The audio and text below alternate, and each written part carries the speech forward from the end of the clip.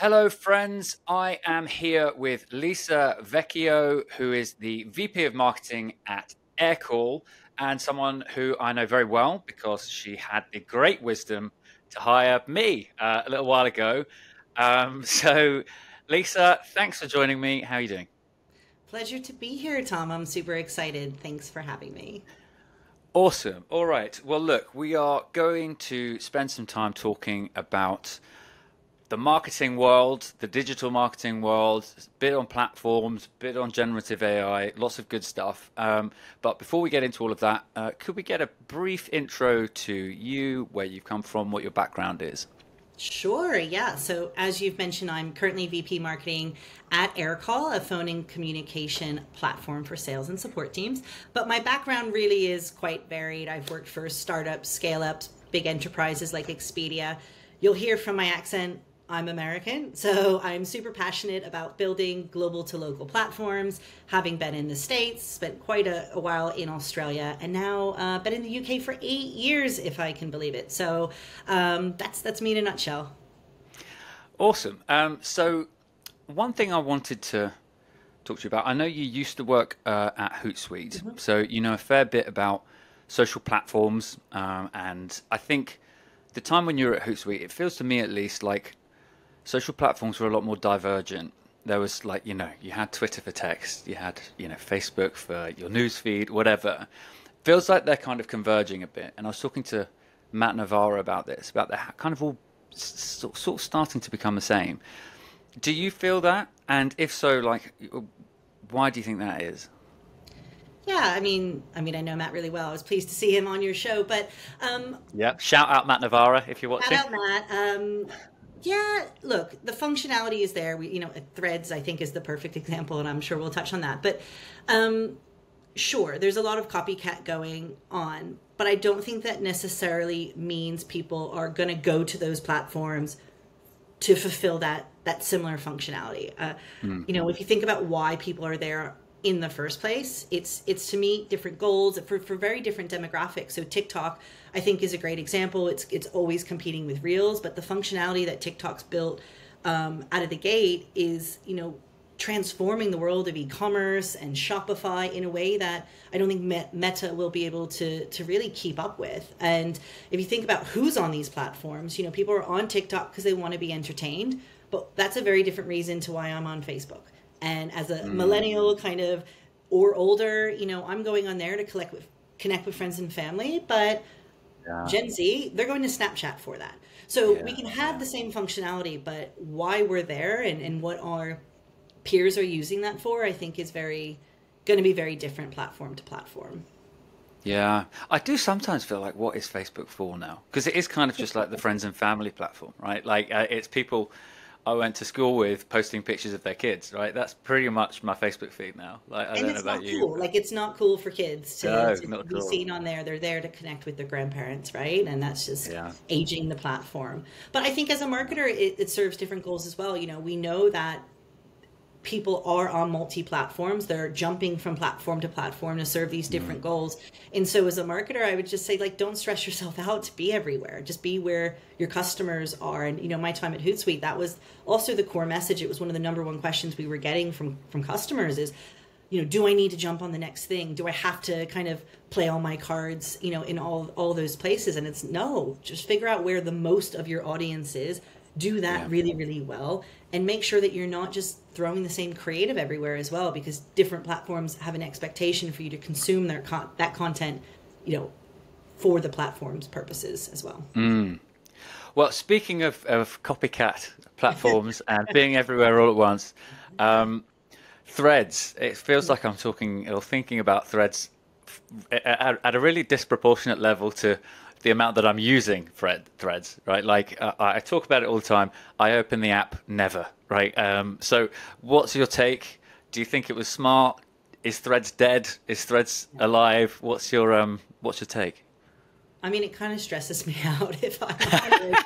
I was reading like Time earlier this week, and it said they went from 50 million daily active users in July down to like 10 million, like as of the start of this week, right? So Crazy, like we're just crazy. seeing the decline. The numbers are there. I thought Facebook or Meta was smart. with the strategy of how they've leveraged their community, they've leveraged their database, they got so many signups so quickly, and I think that's a lesson in good marketing. But as a human on the other side of it, like, I don't need to download another app. And I will admit, it wasn't until someone said, "Oh, I tagged you in Threads," I was like, "Oh no, I've got to download it now." And I haven't. Oh my God, you got tagged in Threads. I'm Tagged in amazed. I don't Threads. think I've been tagged once in Threads yet. Like I'm literally making zero connections on there. So you're doing well getting tagged on it. Once. Maybe your friends are more engaged than That was back in July when the mine are. numbers were at its peak, right? Okay, So okay, yeah. sure. So yeah, so what do you think its future holds? Do you think that it's got legs? Like as a marketer, how interested are you in it?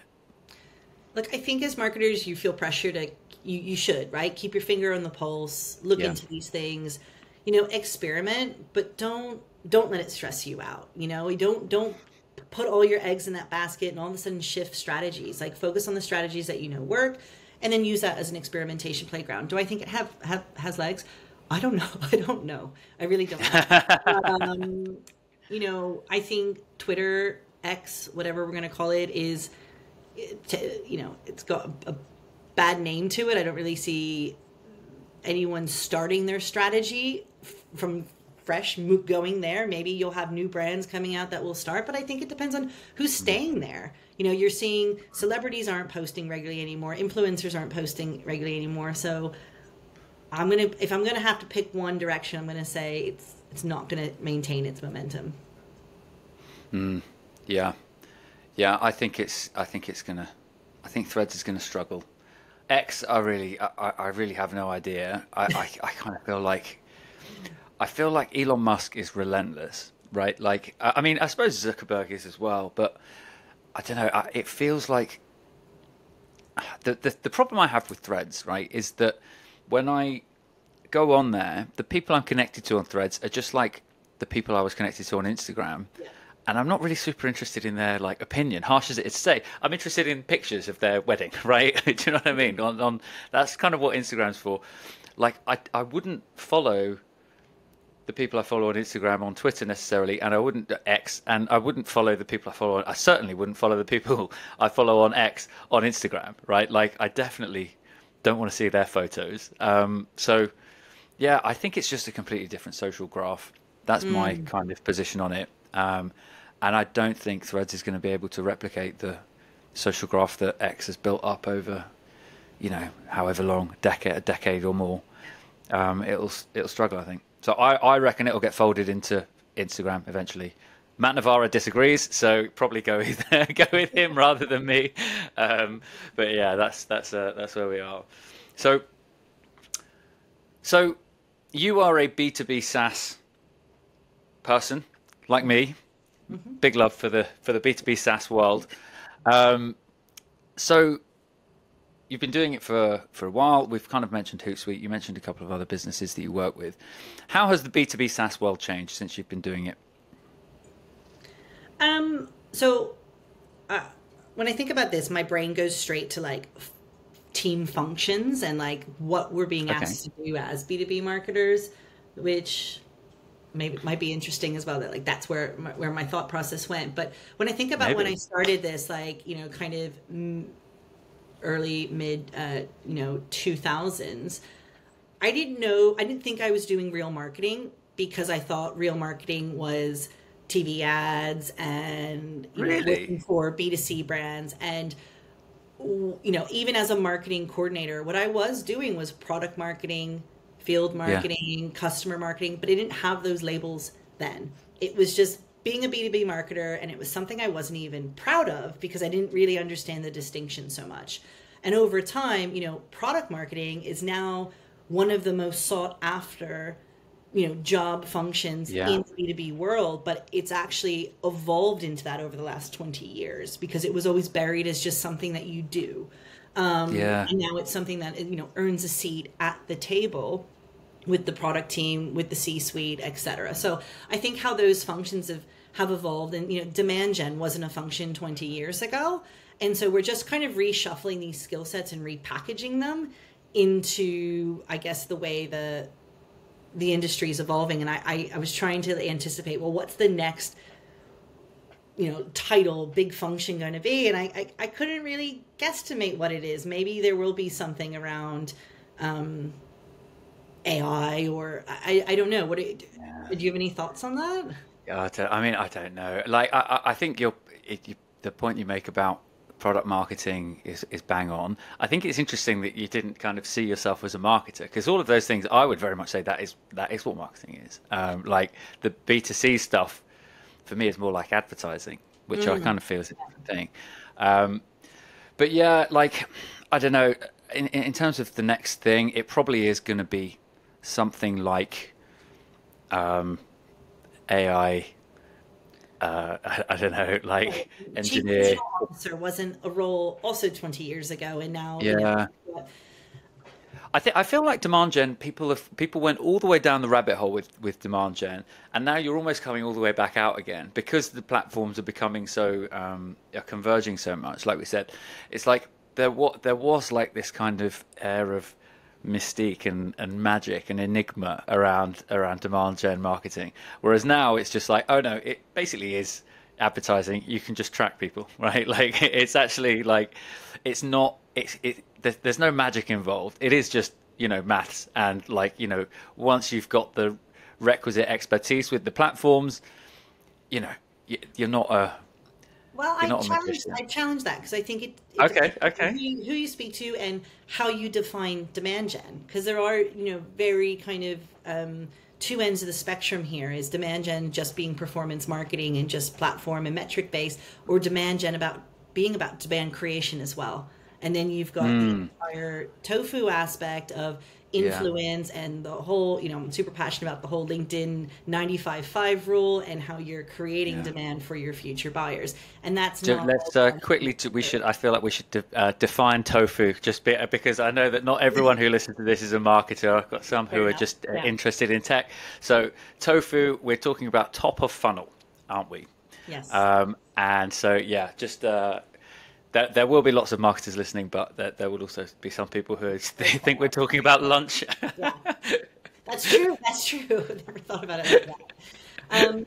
But yeah, so I think that's the thing with demand gen is, are you creating demand for your future buyers? Are you top of funnel creating awareness and awareness of a problem they don't yet know they need to solve, versus are you just pulling them into your funnel and converting them and converting that demand? And I'm much more aligned to the broader picture of what demand gen is than purely performance marketing. But that's where you can have misalignment. It's actually one of my favorite questions to ask in an interview when you're joining a new marketing team is, what is your definition of demand gen? Because I think aligning on that philosophy is super important. Okay, well, that's a great segue into my next question, which is about, if you are talking to a young gunslinger who wants to kind of get into the industry and climb the ladder as you've done, what do people getting into the industry now need to know? What's your advice to young interns or whatever it is that you're speaking to? Well, firstly, I think it's that B2B is super cool. Don't think you've got to go work in advertising. Work in B2B marketing. Yeah. Sure. But I think that's it. It is so cool. I'm so passionate about it, and I'm glad I kind of stuck through it throughout my career. And now I don't think about going to the dark side because I think I really built an amazing career here. What I would say to them is it's still marketing, I think, in the traditional sense, because B2B buyers are human as well, right? And so what you're taught in school is very different. It's that B2C is advertising and B2B is men in suits and features and just boring tech. But actually, you can get creative. You need to think about your customer and what problems you're looking to solve for them. It's about storytelling. It's about showing up, as a brand with a message and a purpose. So I think I would just encourage them to not really have that like one off of the other when it comes to B2B and B2C. Yeah, we're all humans, right? We're all humans. Yeah, and B2B buying isn't linear, right? So there is no Yeah. like magic formula, I think, for B2B marketing, because it's a combination of lots of different marketing functions and disciplines, I think, to be an Yeah. effective B2B marketer. Yeah, and look, I think that's kind of what I was trying to kind of get at with this idea that there isn't like magic involved. Like it isn't there isn't a formula which says, a secret, magic spell which says, okay, now here are all of these like faceless suits that we just pump into our funnel and now we've got customers, right? Like it doesn't it is you're still marketing to people. So in a sense it's like there isn't a huge difference, right? It still needs to be Mhm. interesting. You still need to earn the click, as they say, like you still need to, um, engage people on a human level as much as anything else. It's just with B2B, you've got a lot more like detail and like technical stuff to talk about that you just don't bother doing with consumer, right? Like there's much more sort of brand for brand's sake in consumer, whereas you have pain points, as we like to say, or you've got Well, you've got technical multiple buyers specifications as that are well. solving problems for Yeah. people, right? And it's not just one person making the decision in B2B. You're not just Yes, on the yeah, great phone point. asking your friends about, the behavior is similar. You're going to ask your friends, you're going to do some online research, you're going to, you have recommendations or brand affiliation, and all of that is the same. But then you've got someone else making the decision for you, or the budget is a lot more significant and there's a lot more on the line to prove ROI for the investment. And I Mm, think, like you said, from a technical standpoint, like the amount of stakeholders involved in the decision is much more complex, depending on yeah, how big the organization is. yeah. And there's the old thing of, no one's ever going to get fired for buying the market leader, right? The incumbent, Yeah. So like there's that kind of people have their, or if it's a big purchase, they've kind of got their own livelihood and their own corporate reputation on the line. So there's a degree of reassurance involved as well. I think Mm, that mm, big incumbents have to worry about a lot less than, scrappy tech startups. yeah. Um, so I've kind of got this idea that with all of the different tools that we have now, more and more of us are kind of becoming generalists. Hmm. And like you do still have some specialists, but actually you kind of increasingly have to be general because you can, and so lots of people are, and so you kind of have these T-shaped careers, right, where people are deep on one thing, but then they're general across lots, and that's a very desirable characteristic It to have. is. Like, do you agree with that? Do you think we're all becoming generalists? Look, I think you're always going to need some level, at an operational level, deep expertise. And so even when I talk to young marketers, I think start with, firstly, if you're going to start with like where you're going to go, think about what you're good at and what you enjoy and what's going to kind of bring you joy on a day-to-day level. If you're really good at maths and analytics, don't force yourself to sit in a creative role because it's got a fancy title.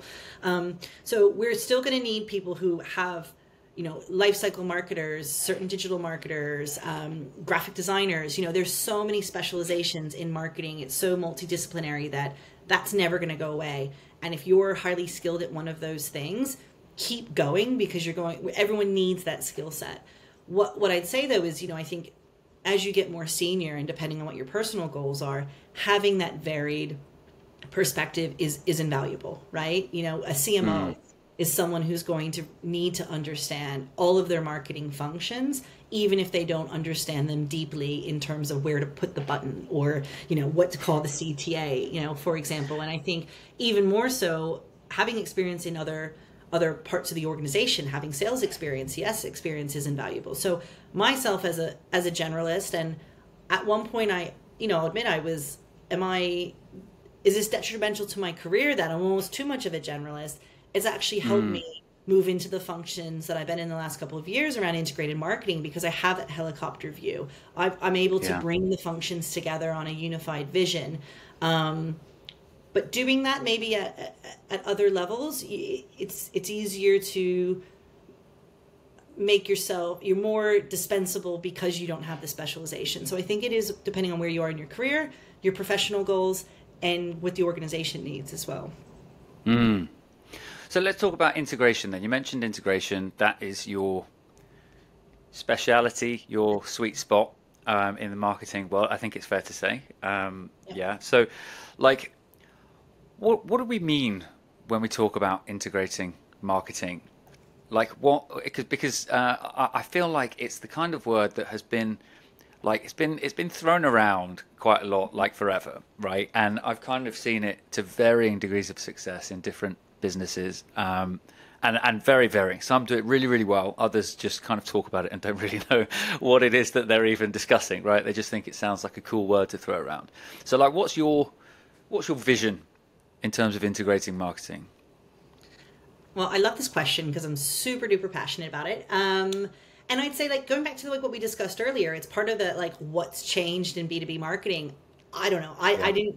I'm speaking to a lot of marketers lately in other companies who are like, "Wow, this integrated function that you're leading, I've never heard of this before. Like, what does that look like in practice?" And even sales Yeah. leaders or C-suite, it's a fairly new word that is being thrown around from their perspective on what are we doing actually. So I'd say that maybe in your world, it probably is something you've been hearing for a while because it's almost being picked up from like the agency model to a degree where if you think about what agencies do well. If you're an integrated agency, you're going to create a marketing plan for a client that's going to think about how your big idea is leveraged across all of your channels, right? So you're going to market with a consistent message for greater impact, better efficacy, and that's really what my goal is within a large marketing organization, right? It's to break down silos, streamline planning, make sure that we're not having this kind of bottoms up approach where each team is working on their own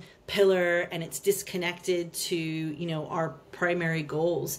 It's about bringing all of that together. So it's one vision. We're going to market with the same message at the same time.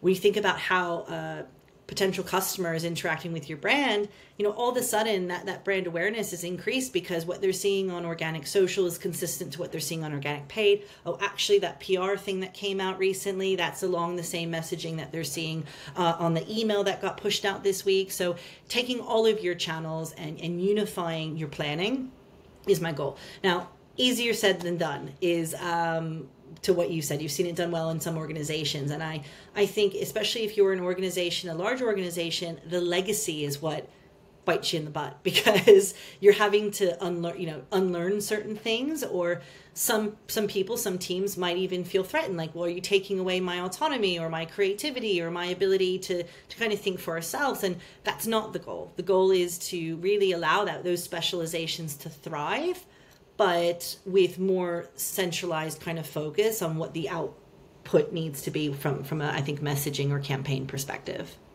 Does that make sense? Did I It makes overcomplicate my description? No, no, no, no. It makes perfect sense. I think you're right to identify legacy. And look, that's often the problem with people who are trying to change the way things are done in any line of business, right? It's legacy process, and like you want to disrupt the process without disrupting the people and like getting annoying people and stuff. So like what are some of the main like pitfalls that you've found? Where have you struggled and what have you learned? I think something you've really got to be attuned to is making room. Well, not even making room. Agility, being agile. We don't know what we don't know about what's going to come out in the news next, in macro economic factors, etc. And so what you don't want to be is so rigid to go, we've done our planning, this is our plan, we can't stray from our plan, otherwise it's all going to fall apart. You've got to leave room for the wild card or the reactive moment where if all of our customers all of a sudden are talking about X, let's not put it on the calendar for next year. Let's actually do something about it now. And I think it was a conversation I regularly had at my time at Hootsuite, and as we're building this new function at Aircall, it's something that's always in the back of my mind. You're always going to also, I think from the siloed perspective, there are just going to be people or teams who don't want to get on board, and so one of my biggest jobs is relationship building and influence, right? Because you need to have those relationships to bring people along for the ride. It needs to be part of a story you're building internally. And what I'd say is telling that story up front, people need to actually experience it. They need to experience your first integrated campaign, or actually see the process and how that's improving and saving time and the impact on the numbers on the other end, for them to go, oh, okay, now I get why we're doing this. I get why you've actually made my life easier and our performance is improving. But that isn't, I think that's part of the bigger challenges as well. Yeah.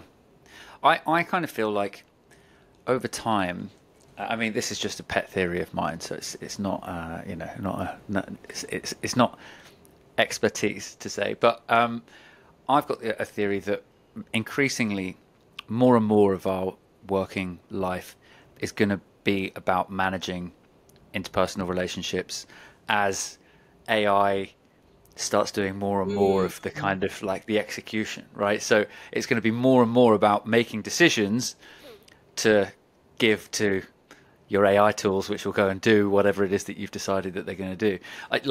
We're definitely not there yet, and I think that we have kind of come a little bit down from the giddy hype highs on LLMs. I think we are sort of starting to realize that yes, they are still narrow, right? Like that they don't have agency in the world, and I don't think they will for a while. But they are super powerful, and I think that increasingly it's going to be about the interpersonal relationships and the decision making rather than the doing that we spend lots of our time doing now. You know, we'll all have an AI assistant, so all of our Zoom meetings, we'll just have to say, book me a Zoom meeting with Lisa on Tuesday at 3, and then it's done. You know, you don't even have to open Zoom. You don't have to, like the agenda will just go in there for you, like all of that stuff. Oh, can't wait. So a lot of that busy stuff we just won't do anymore. That's my guess for the future.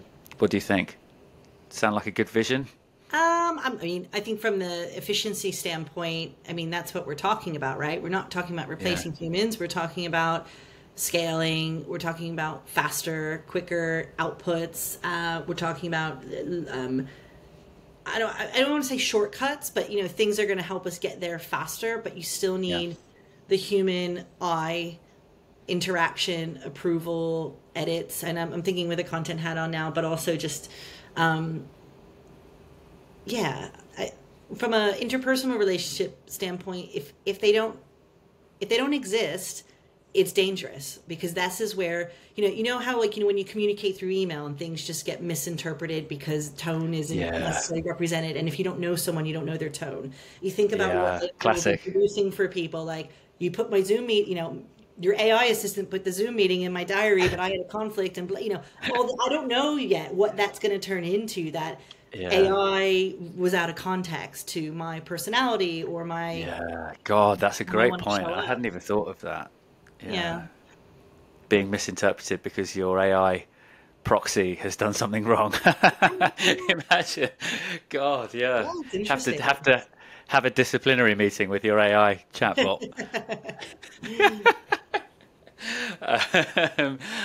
So look, talking of future then, like, how do you think marketing is going to change in like 3 years? Where are we going to be? What are you planning for mentally in the future?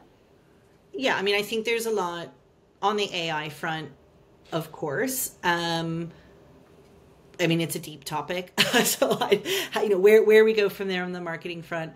But I'm quite interested, and this is just like a side note, outside of AI, is around voice and voice search, and not just generative search. But, when I look at, my stepson who's 10 and everything is done voice, the digital natives who are, it's always been on everyone's future trends agenda for the last 15 years that, voice search is coming. But I really feel like witnessing, and especially post-COVID, like how young children right now interact through the TV, through the phones, through voice notes, all of this, I think it's going to change the way we market significantly in the next couple of years. And Wow. Aircall being a voice tool, it's quite exciting for me actually to think about. Yeah, for sure. Yeah, and I think you're right. Like I find myself just on a anecdotal level talking to Alexa, and so I've got an OK Google in one room and an Alexa in the other, right? So my wife is forever calling Google Alexa and Alexa Google and getting annoyed with it. But yeah, all the time, all day. It's such a normal thing for me now to ask Google what the time is, or what the weather's going to be like later, or if I can listen to some music or whatever. And it's just so normal. And that would have been crazy 10 years ago. Like, I mean, I don't know when Alexa first came out, but I'm always talking to computers now, and I have chats with ChatGPT about stuff. And that's just messaging at the moment, but that'll be voice eventually.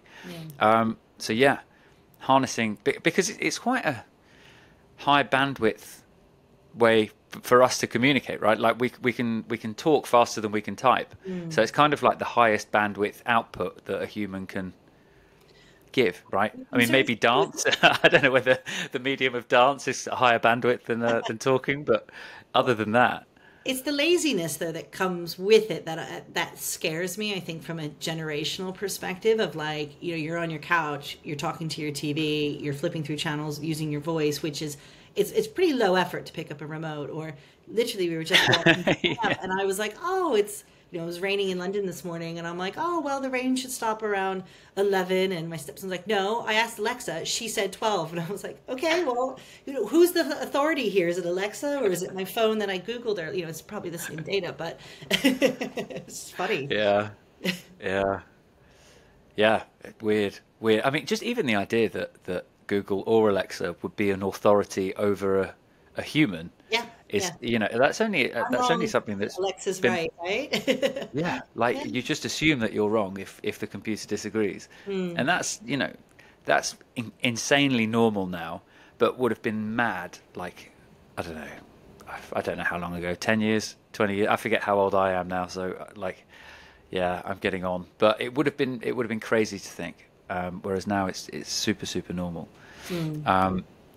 So yeah, I mean, speaking of things that would be crazy now that might be normal in the future, generative AI is here. I feel like I spend a lot of time thinking about it and talking about it. Where are you on the worried to excited generative AI spectrum? Yeah, I would say that I'm less worried and more excited, but probably the in between there is overwhelmed.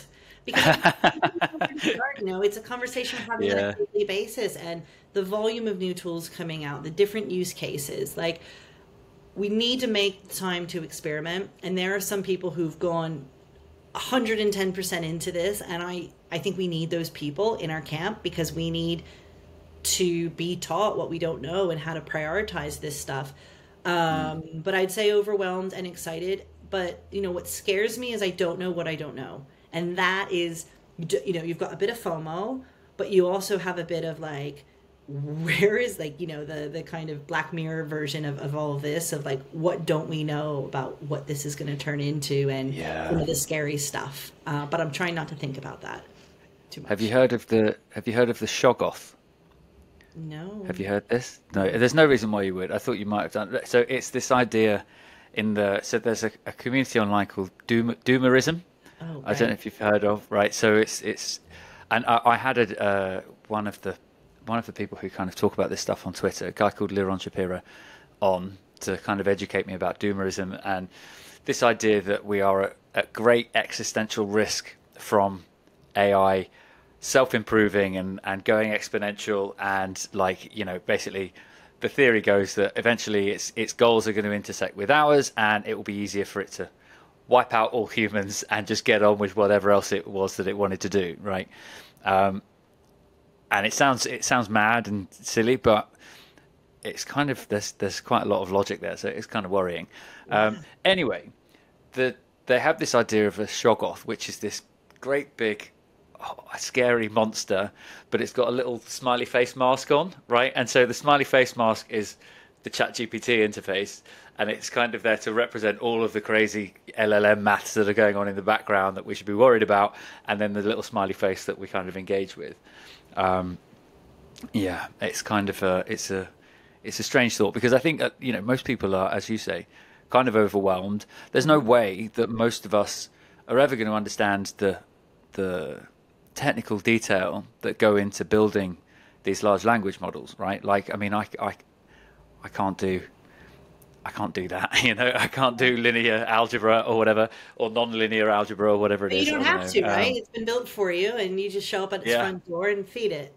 Hence the yeah, yeah, whatever it is. yeah. Through the mask. Yeah, Mm. yeah. No, you're right.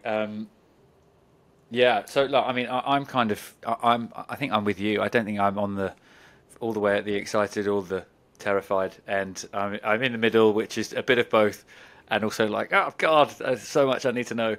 Um, but it's exciting. It's Yeah. exciting times.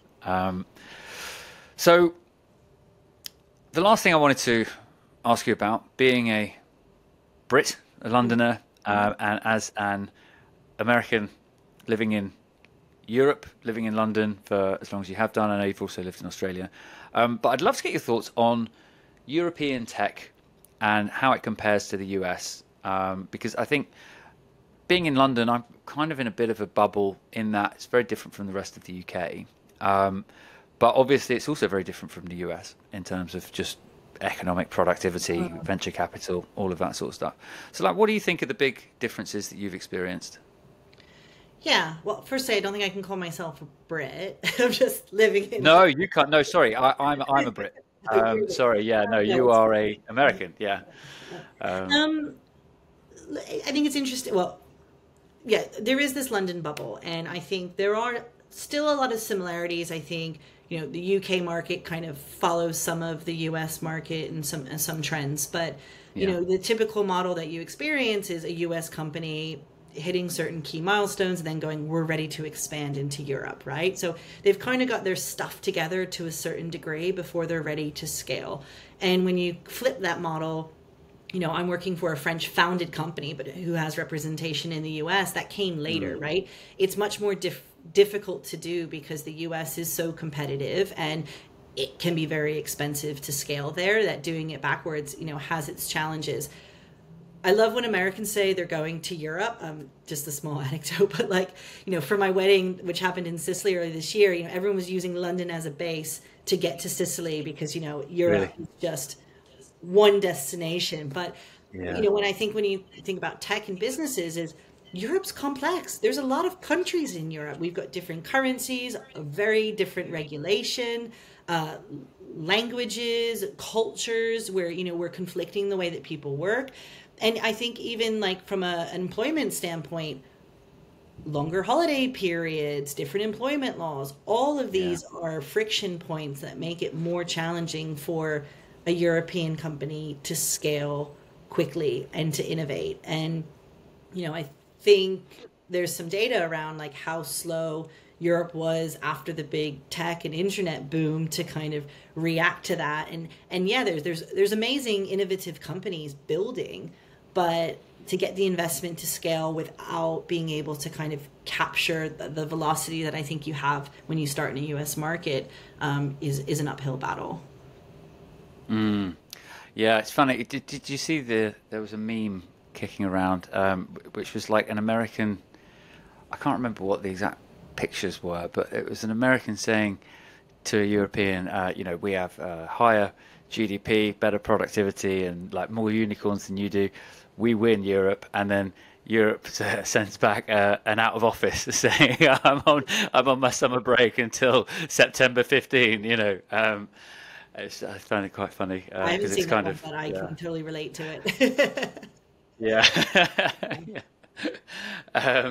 Cool, good. All right. So, look, on that note, then, why don't you tell me what's going on at Aircall? What are you excited about? What's coming up this year? What should people know about Aircall and what's going on with you guys? Yeah, well, first of all, Aircall's doing brilliantly, and AI is the buzzword of this podcast, and I think we can say the same thing for Aircall.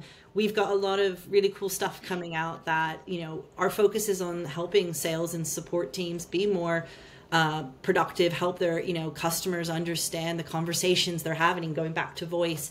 And so AI is going to play a critical role in that. So stay tuned and keep your finger to the pulse if you manage sales or support teams.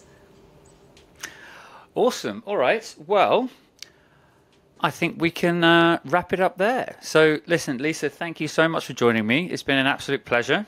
And I will speak to you soon, I'm sure. Yeah, well, thanks, Tom. I had so much fun today. So thanks for inviting me along. Awesome. All right. Thanks, Lisa. Ciao.